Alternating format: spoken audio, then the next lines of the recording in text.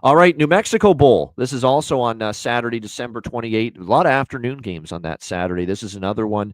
We've got Louisiana Ragin' Cajuns and the TCU Horned Frogs. TCU 13-point favorites, 58 the total in this game.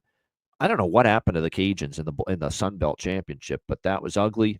We know Ben Wooldridge was injured.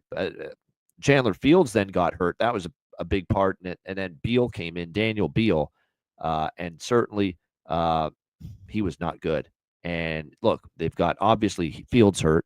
Wooldridge, they say he'd be close to returning for a potential bowl game, but will he actually play Wooldridge? That's another story altogether. I don't think we're going to see Fields.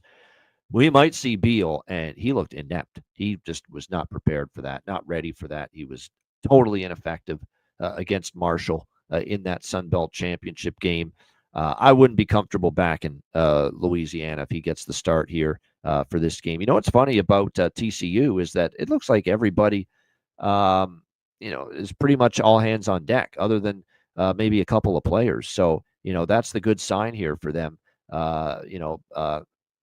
It looks like maybe the great receiver Jack Beck may not play. He did declare for the draft, but he said if he's healthy enough to play, he will for this bowl game. So the bottom line is, with the quarterback injuries to Louisiana, could be down to Beal, who was terrible in the Sun Belt title game against Marshall. He might have to start by default here. Nobody's excited about that. I mean, TCU's taken just a shit ton of money here. 8.5 all the way up to 13.5. Total response probably to the fact TCU looks like all hands on deck, and Louisiana with the cluster injuries at quarterback probably influencing this number quite a bit. But I don't want to lay 13 in a bowl game. This is probably a game that I'm actually probably going to likely pass on. C-Mac, what do you think?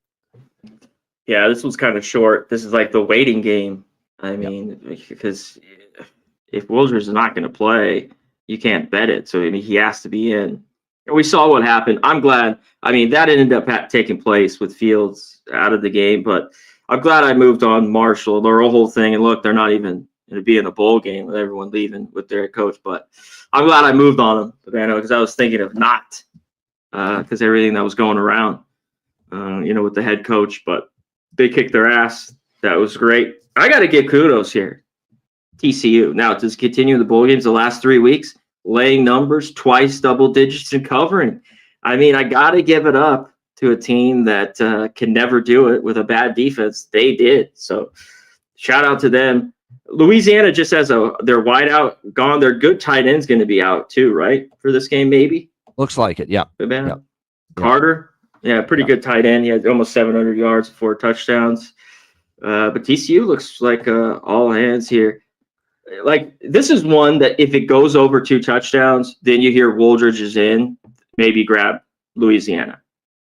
Like, I mean, if he could be in, I think this team's still good enough that could maybe hang around in this one. So this is, a wait and listen to all the news that comes in here. This game could have, it's a little, not too cold, 40. This game could have wind. Man, there's a few out there when I was going through it last night. This one could have 15 to 20 mile-an-hour winds here. No doubt. All right, next.